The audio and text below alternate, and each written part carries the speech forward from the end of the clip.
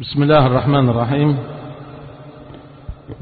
إن الحمد لله نحمده ونستعينه ونستغفره ونعوذ بالله من شرور أنفسنا وسيئات أعمالنا، من يهده الله فلا مضل له ومن يضلل فلا هادي له، وأشهد أن لا إله إلا الله وحده لا شريك له، وأشهد أن محمدا عبده ورسوله. أما بعد، فإن أصدق الحديث كلام الله، وخير الهدى هدى محمد صلى الله عليه وسلم، وشر الأمور محدثاتها، وكل محدثة بدعة، وكل بدعة ضلالة، وكل ضلالة في النار.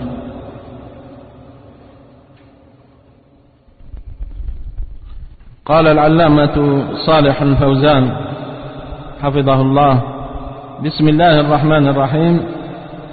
إن الحمد لله نحمده ونستعينه ونستغفره ونعوذ بالله من شرور أنفسنا وسيئات أعمالنا، من يهده الله فلا مضل له ومن يضلل فلا هادي له، وأشهد أن لا إله إلا الله وحده لا شريك له، وأشهد أن محمدا عبده ورسوله صلى الله عليه وعلى آله وصحبه وسلم. وبعد، حديثنا يتعلق بالمرأة المسلمة، والحديث عنها أحسبه في هذا الوقت هاما، ذلك لأن المرأة في مجتمعنا تتعرض لهجمة شرسة من أعداء هذا الدين، حيث يطرح ما يسمى بقضية أو قضايا المرأة. والأمر حقيقته كما ذكر حفظه الله أن الدين محارب، والرجل المسلم محارب، وهكذا أيضا المرأة المسلمة محاربة. والحرب التي على المرأة المسلمة حرب شرسة كما ذكر حفظه الله، يقودها أعداء الدين، وعلى رأسهم الكافرون من اليهود والنصارى والماسونية وغيرها من المنظمات الكفرية، وأذنابهم من المستغربين من مقلدي الكافرين ونحوهم ممن يسعى السعي الجاد وكل السعي في سبيل إطفاء نور الله سبحانه وتعالى وإفساد شرعه الحنيف. قال تعالى: يريدون ليطفئوا نور الله بأفواههم والله متم نوره ولو كره الكافرون. ومن أشد أسلحتهم التي جندوها في سبيل تحصيل مرادهم وهذا الغرض الدنيء محاولة إفساد المجتمع المسلم عن طريق مثل هذه الدعوات الفاسدة المفسدة، والتي منها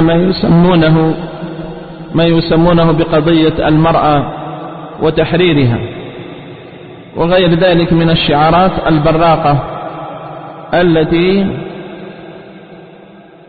يعلنونها ويسخرون لها الإعلام بشتى وسائله لنشر هذه القضية التي هي عين إفساد المجتمع المسلم والمرأة المسلمة. فيخدعون الناس بمثل هذه الشعارات ويلبسون على خفافيش البصائر، وذلك منهم لشدة حقدهم على الإسلام والمسلمين وعلى المرأة المسلمة العفيفة المصونة بالخصوص، حيث إنهم علموا يقينا أن مجتمعاتهم قد فسدت، فسادها الفساد والانحلال الأخلاقي والتفكك الأسري، فلا تكاد تجد عندهم من الأسر إلا القليل، فسعوا جاهدين في نقل ما هم عليه من الفساد والانحطاط إلى المجتمع المسلم، وذلك ليس بغريب عنهم، فهذا سعيهم من قديم.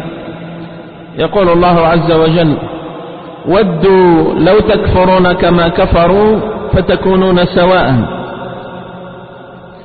قال ابن كثير: أي هم يودون لكم الضلالة لتستووا أنتم وإياهم في الضلالة وفيما هم فيه من الكفر، وما ذاك إلا لشدة عداوتهم وبغضهم لكم. قال رحمه الله: ويقصدون به، أي بما يسمى قضية أو قضايا المرأة، ويقصدون به إخراج المرأة عن الوضع الذي أراد الله لها. الله سبحانه خلق الخلق وجعل منه الذكر والأنثى. يا أيها الناس إنا خلقناكم من ذكر وأنثى وجعلناكم شعوبا وقبائل لتعارفوا، ثم جعل لكل من الذكر والأنثى وظيفته التي يكمل بها الآخر، وبهذا وعلى هذا تقوم الأسر ويقوم المجتمع. إذا قام كل واحد من الزوجين ومن الذكر والأنثى بواجبه الذي أنيط به والذي كلفه الله عز وجل به، قامت الأسرة على ما يرضي الله عز وجل، وبقيام الأسرة يقوم المجتمع المسلم الذي يرضاه الله عز وجل، الذي هو سبحانه أعلم بمصالح خلقه. خلق الخلق وأعدهم وأمدهم وشرع لهم من الدين ما به تقوم مصالحهم وتندفع عنهم المفاسد التي يخافونها. فالله عز وجل أقوم قيلا وأحكم تشريعا، أم لهم شركاء شرعوا لهم من الدين ما لم يأذن به الله. فكل من خرج عن هذا الشرع الذي أحكمه الله عز وجل فهو بقدر خروجه بقدر ما ينال قسطه من الظلم في حق الله سبحانه والظلم في حق الخلق، لأن لا حكم يقوم العباد وتستقيم به أحوالهم إلا حكم الله عز وجل. وأما أحكام المخلوقين التي تقودها أهواؤهم وعقولهم الفاسدة وشهواتهم فهي عين الفساد، وفيها الاضطراب والاعوجاج.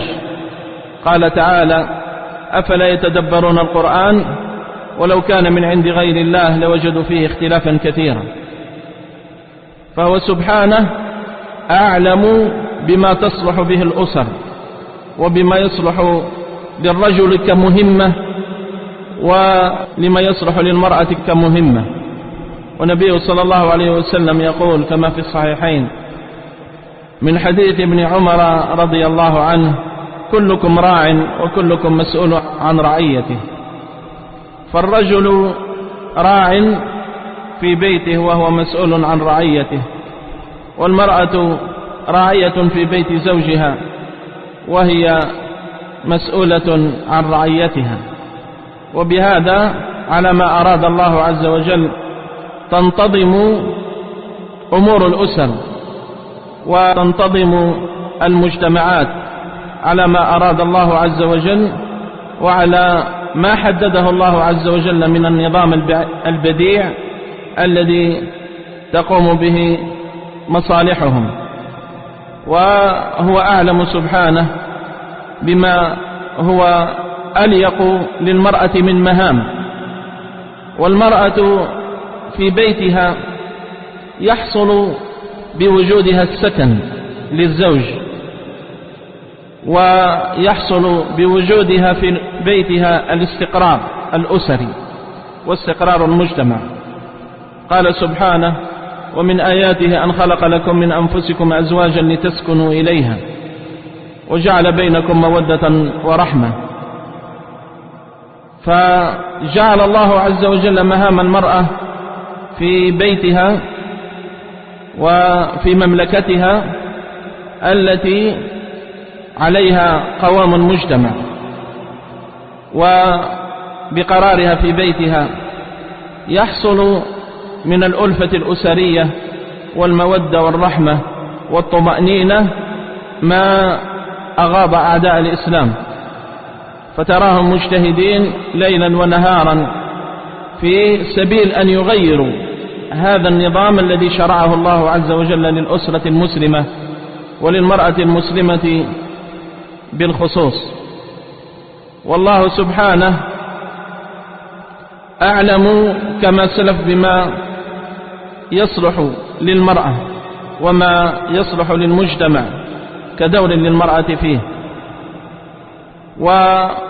وهؤلاء الدعاة إلى تحرير المرأة وما يسمى بقضية المرأة ركنوا إلى أهوائهم وعقولهم الفاسدة وشهواتهم فضلوا فأضلوا بدعواتهم إلى إخراج المرأة عن عملها الذي أوكلها الله عز وجل به وعن مسؤوليتها في بيتها، وإخراجها عن سترها وعفافها وعظيم المنزلة التي بوأها الله عز وجل إياها في بيتها وأسرتها.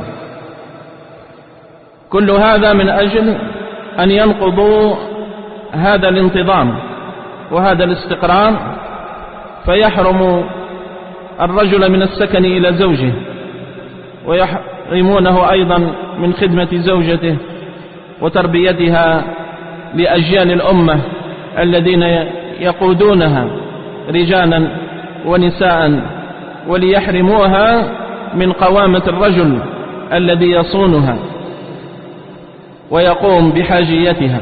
الله عز وجل يقول: الرجال قوامون على النساء بما فضل الله بعضهم على بعض وبما أنفقوا من أموالهم. وليس قصدهم والله مصلحة المرأة، بل قصدهم إضلالها وإفسادها، ومن ثم إفساد أسرتها وإفساد المجتمع ككل. ثم قال حفظه الله: ونحن لا نعرف للمرأة قضية غير قضية أمتها. فما يسمونه بقضايا المرأة وقضية المرأة هو كما قال تعالى: إن هي إلا أسماء سميتموها أنتم وآباؤكم ما أنزل الله بها من سلطان. وقد أخبر النبي صلى الله عليه وسلم عما سيكون من حال أناس يستحلون الخمر يسمونها بغير اسمها، وهذا شأن أهل الباطل في كل زمان، حتى يروجوا بضاعتهم الفاسدة وأفكارهم الكاسدة. فلا بد في سبيل ترويجها أن يغيروا الحقائق وأن يغيروا الأسماء حتى يصلوا إلى تغيير الحقائق. لكن من المعلوم أن العبرة ليست بمجرد المسميات، بل إنما العبرة بالحقائق.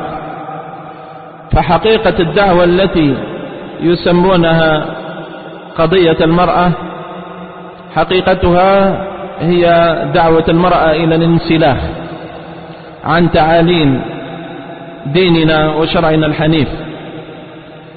فيسمون هذه الدعوة التي يدعون من خلالها إلى تغيير فطرتها